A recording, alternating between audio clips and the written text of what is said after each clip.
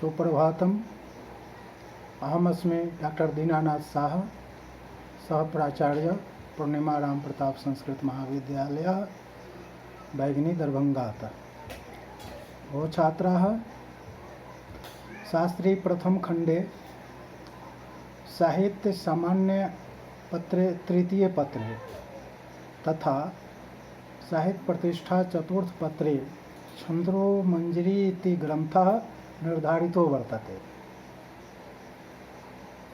तेषां चर्चा गतकक्षायां मया कृता। सम्प्रति अहं छंदो मंजर्याः प्रथम स्तवके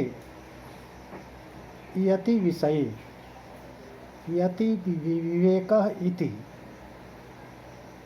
विषयकम् आधृत्य व्याख्यानं प्रस्तौमि। वो छात्राः भवन्तः जानन्ति एव छंदो मंजरी श्री गंगाधर प्रणीत छंद ग्रंथः वर्तते। अस्मिन् ग्रंथे प्रथम स्तवके यति विवेचनम् अस्ति। यथा गंगादासेन उक्तम्, यतिर्जीवेष्ट विश्राम स्थानं कविभिरुच्यते, सा विच्छेद विरामाद्यै पदैर्वाच्या निजेच्छया।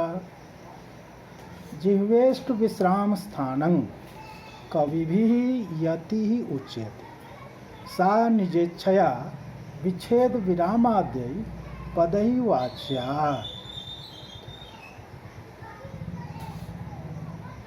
जिह्वेष्ट विश्राम स्थानं जिह्वायाः रसनायाः इष्टम् अभीष्टं विश्राम स्थाने पदच्छेदं कविभिः वृत्त विशेषज्ञैः यतिः विश्रामः उच्यते कथ्यते। सा यति निजेच्छया वक्तुः कामनया विच्छेद विरामाद्यै पदच्छेद विराम शब्दैर्वा वाच्या वक्तव्या। विच्छेदः विरामः विश्रामः विरतिः यति च एते पर्यायाः। आचार्यदण्डिनोक्तम् श्लोकेषु नियतस्थले पदच्छेदं यतिः विदुः। कविकल्पलतायां यतेः प्रयोजनम् एवं उक्तम्। एवं तथा यथोद्वेगः सुधियां नोपजायते, तथा तथा मधुरता निमित्तं यतिरिष्यते इति। अन्यत्रापि अनुक्त यति केऽप्येवं कार्या श्रुति सुखायाति। अर्थात उच्चारण काल में जीव जहाँ अपनी इच्छा से रुक जाती है उसे यति कहते हैं। यह यति उच्चारण करने वाले के इच्छानुरूप है, अतः इसके विच्छेद विराम विश्राम विरति आदि पर्याय हैं। श्लोकों के नियत स्थान में श्लोकेषु नियत स्थले पदच्छेदं यति विदुः। श्लोकों के नियत स्थान में किए गए पदच्छेद को यति कहते हैं। यदि इसमें कोई व्यतिक्रम होता है तो यति भंग दोष कहलाता है। चरण की समाप्ति में विराम होना आवश्यक है।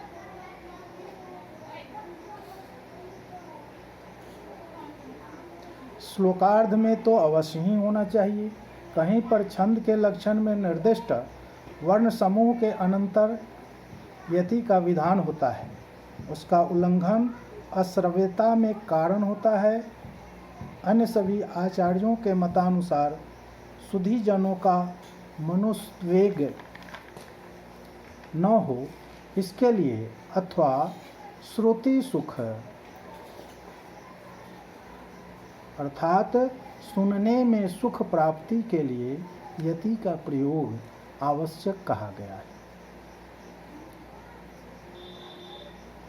अग्रिम श्लोके गंगादासेनोक्तम् क्वचित् छन्दस्यास्ते यतिरभिहिता पूर्वकृतिभिः पदान्ते सा शोभां व्रजन्ति पदमध्ये त्यजति च पुनस्तत्रैवासो स्वरविहितसन्धिः सरयतिं तां यथा कृष्णः पुष्णात्वतुल महिमा मां करुणया।